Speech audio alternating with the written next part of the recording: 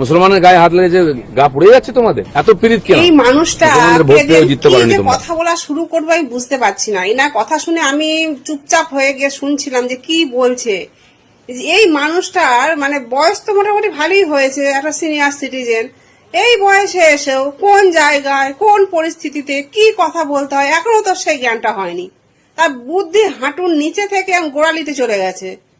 আজ পর্যন্ত দেখলাম না এই মানুষটাই কোনো একটা ভালো জায়গায় ভালো কথা বললো, ঠিক জায়গায় ঠিক কথা বললো। ইনাকে মন্ত্রী করেছে, কি বলবো, কিছু ভাষা নেই।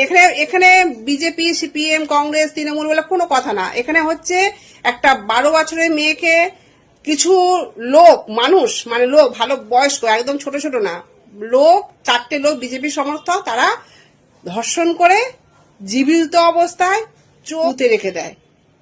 সেই পরিস্থিতিতে এই মানুষের কথা দেখুন।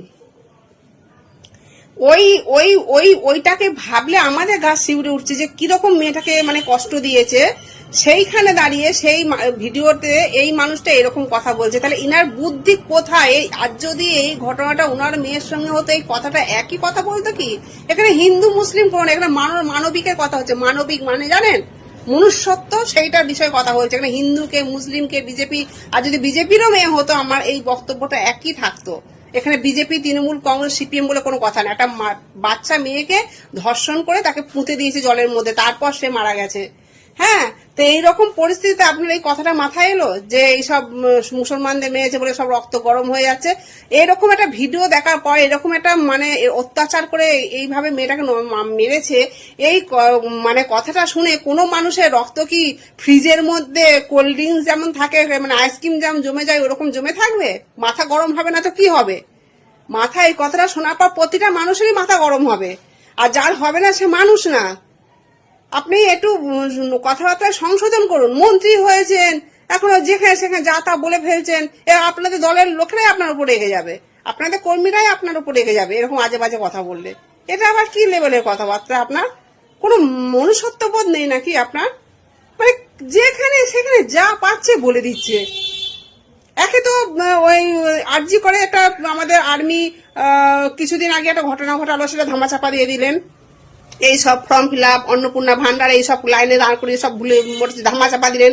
বেহালার কিছুদিন আগে একটা মেয়ে এরকম হলো, সেটাকেও ধামাচাপা দিয়ে দিলেন। এইটাকে ধামাচাপা দিতে পারেননি বলে খুব রাগ হচ্ছে নাকি? খুব রাগ হচ্ছে ধামাচাপা দিতে পারেননি বলে, যেটা সবাই জেনে গেল, সারা রাজ্য উত্তাল হয়ে গেছে, সব মানুষ জেনে গেল। খুব কষ্ট হচ্ছে না সত্যিটা নিতে? খুব কষ্ট হচ্ছে। আর আপনার এই কথাবার্তা সংযত আনুন। এর জন্য আপনার কথাতেই আপনি আপনার দলের কাছে আপনি বকা খাবেন, এটাও বলে দিলাম। আপনার এই কথাবার্তার জন্য না আপনার উপরতলার লোকেরাই আপনাকে বকবে। একটু সংযত হন। এখানে সব জায়গায় পাটি পাটি করলে হয় না, কিছু জায়গায় বিবেক বুদ্ধি দিয়েও কথা বলতে হয়, ঠিক আছে? এইটুকু সেন্স আনুন। মন্ত্রী হয়েছেন এখন, একটা মানে আমাদের একটা ঘরের বউ হয়ে এইটুকু বুদ্ধি আছে, আপনার সেই বুদ্ধিটা মনে হচ্ছে নেই। কি বলবো আর। হ্যাঁ হ্যাঁ, গা গরম হয়েছে। আপনাদের লজ্জা বলে কিছু নেই, এই সময়ও আপনাদের লজ্জা বলে কিছু নেই। সব বেঁচে খেয়ে দিয়েছেন। একটা 11 বছরের মেয়ের সাথে এরকম অপরাধ অন্যায় করা হয়েছে, সেখানেও আপনারা হিন্দু মুসলিম করছেন।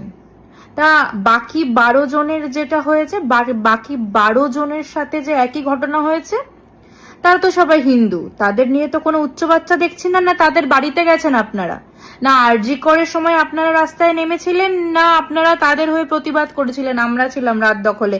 মমতা বন্দ্যোপাধ্যায় পরের দিন রাজপথে যেমন কালকে নেমেছিল, সেই দিনও নেমেছিল অভয়ের হয়ে বিচার চাইতে। আপনারা দেখেননি মনে হয়। আপনারা দেখে নিন তাহলে গিয়ে, দয়া করে। সব মিডিয়া সবাই আপলোড করেছিল, একটু দেখে নিন গিয়ে। অন্ধভক্তরা এবং দিলীপ ঘোষ সমেত বিজেপির সব কটা গোবর খেকো লোকজনরা। লজ্জা করে না আপনাদের? আপনাদের মানে কি বলবো, যাকে পেটানো হয়েছে সে নাকি নির্দোষ, আর যারা আপনাদের সরকারের হয়ে, এই জঘন্য ছ্যাঁচড়া সরকারের হয়ে প্রোটেস্ট করবে, তারা আপনারা গুন্ডাদের মধ্যে মানে দাঙ্গাকারীদের মধ্যে আপনারা তাদেরকে লিস্টেড করবেন। মানে কেন? মানে কেউ প্রতিবাদ করতে পারবে না, কেউ সমালোচনা করতে পারবে না, আপনারা যা মন চায় তাই করে যাবেন। আপনারা আসার পর থেকে ওয়েস্ট বেঙ্গলে যা হয়েছে 15 বছরেও হয়নি, এটা আপনারাও জানেন। আপনারা মমতা বন্দ্যোপাধ্যায়কে ভয় পান, আপনাদের নিজেদেরই রক্তটা গরম হয়ে গেছে ভেবে যে আপনারা এবার কি করবেন। আপনারা সামান্য আপনাদের কর্মীদেরকেই ট্যাকল করতে পারছেন না, পুরো ওয়েস্ট বেঙ্গলকে ট্যাকল করবেন। প্রত্যেকটা জায়গায় এরকম মারামারি খুনোখুনি হচ্ছে আপনাদের জন্য। 15 বছর এরকম হয়নি। কতজনকে মেরেছেন আপনারা এইবারে? আপনাদের যে লিস্টটা আপনারা ধরান 2021-এ, যে লিস্টটা প্রত্যেকটা অন্ধভক্ত প্রত্যেকের কমেন্টে গিয়ে দিয়ে আসে, ওই লিস্টের কতটা সত্যতা আছে একটু জানান তো দয়া করে। কোনো সত্যতা নেই। হোয়াটসঅ্যাপে একটা লিস্ট পাঠিয়ে দিলেই হলো আমরা লিস্ট করেছি, সত্যতা সমেত লিস্ট করেছি, কে মেরেছে, কে কোথায় কি করেছে সব সমেত লিস্ট করেছি। এই লিস্টটার কবে বলেন তো এফেক্ট হবে? 2029-এর পর। আপনারা রেডি থাকুন। বাংলার মানুষ যদি আপনাদের ভোট দিয়ে নিয়ে আসতে পারে, তারাই আপনাদের ঝাঁটা মেরে বিদায় করবেন। 13টা কেস 2 মাসে, গত 15 বছরও হয়নি দাদা। বুঝতে পেরেছেন দাদা কাকারা? একটু লজ্জা করুন। আর দিলীপ ঘোষকে একটু পড়াশোনা করতে বলুন। একজন মিনিস্টারের মুখের ভাষা, মুখের কথা এটা। উনি আপনাদের মনের কথাগুলো বলে দেয়, ওনার মুখ দিয়ে আপনারা বলেন। সেই বাংলায় দাঁড়িয়ে আপনারা মেয়েদেরকে অপমান করছেন, আপনারা এই বাংলায় দাঁড়িয়ে নেতাজিকে অপমান করছেন, আপনারা এই বাংলায় দাঁড়িয়ে, যেই বাংলা ব্রিটিশদের তাড়িয়েছে সেই বাংলায় দাঁড়িয়ে আপনারা অন্যায় করছেন। টিকতে পারবেন না, ধোপেও টিকবেন না। কোন আইন আনবেন? ব্রিটিশদের কালা কানুনের সমান আপনারা আইন নিয়ে এসেছেন, গুন্ডা দমন আইন। একই ব্রিটিশদের চালা হলে যা হয়। বন্ধ করুন। গা গরম কি হয় সেটা মানুষ কিন্তু বুঝিয়ে দিতে বেশিক্ষণ টাইম লাগাবে না। কোনো আইনই কিন্তু তখন আর মানুষ মানবে না। পাবলিকের মার জনরোষ অ্যাকচুয়ালি কি হয় তখন আপনারা খেতেও বেঁচে থাকতে পারবেন না। এখনো টাইম আছে, শুধরে যান এবং শাস্তি দিন, খরচ করুন। সকালে জমা নিন, বিকেলে খরচ করুন। না আপনাদের মন্ডল সভাপতি এবং আপনাদের গ্যাংয়ের গুন্ডাগুলো ইনক্লুড আছে বলে তারা কেউ শাস্তি পাবে না। হ্যাঁ, দম নেই, দম ছিলও না কোনোদিনও। আমাদের মতো সাধারণ মানুষেরা আমরা বলছি বারুইপুর কাণ্ডে যেন দোষীরা শাস্তি পায়, নাকি এটাকে নিয়ে পলিটিক্স করছে। একবার শুনুন ভিডিওটা, তারপরে বলবেন। হ্যাঁ, এটা ঘটনা হয়ে গেছে, সংখ্যালঘু সমাজের উপর হাত পড়েছে, তাই অনেকের গা গরম হয়ে গেছে। দিনের পর দিন হিন্দু মহিলারা রেপ হয়েছে, মার্ডার হয়েছে, আমাদের কর্মীরা মার্ডার হয়েছে, বাড়ি ভেঙে দেওয়া হয়েছে, কাউকে যেতে দেখিনি। মুসলমানের গায়ে হাত লেগেছে, গা পড়ে যাচ্ছে তোমাদের। এত পিরিত কেন? মুসলমানদের ভোট পেয়েও জিততে পারেনি তোমরা। মানুষ ভোট দিয়ে আমার জিতিয়েছে, সরকার চলছে। মাননীয় মুখ্যমন্ত্রী যেটা বলেছেন সেটা করেছেন এবং তিনি নিজে দেখতে যাচ্ছেন। মমতা ব্যানার্জি, বুদ্ধদেব বাবু কটা লোকের বাড়িতে গেছিলেন? পীড়িতের বাড়িতে। বাকটুইতে 10 জনকে পুড়িয়ে হত্যা করা যে জ্যান্ত, তারা তো মুসলমান ছিল। তখন এই মুসলমানগুলো কোথায় ছিল? কেন রাস্তায় নামেনি? হাওড়ায় যে ছেলেটাকে বারুইপুর কাণ্ডে যেন দোষীরা শাস্তি পায়। আচ্ছা, একজনকে এনকাউন্টার করা হয়েছে, আরো 3 জন যেন ধরা পড়ে। এই কি বলবো, মানে এটা তো একটা রোগ। এটা মানে যারা রেপ করে বেড়ায় এটাও তো তাদের একটা মানসিক রোগই বলবো আমি। তো এইসব রোগীদের যেন ঠিকঠাক শাস্তি দেওয়া হয়, যাতে তারা এই রোগে আক্রান্ত না হয়, আর বা ওদের দেখে যেন আরো 4 জন আক্রান্ত না হয়, হয়ে একটা এরকম জলজান্ত প্রাণকে না মেরে ফেলে। কিন্তু এই নেতাগুলোর কথা একবার শুনুন, এরা এখানেও হিন্দু মুসলমান খুঁজে বেড়াচ্ছে। মানে এরা সব জায়গাতেই রাজনীতি করবে।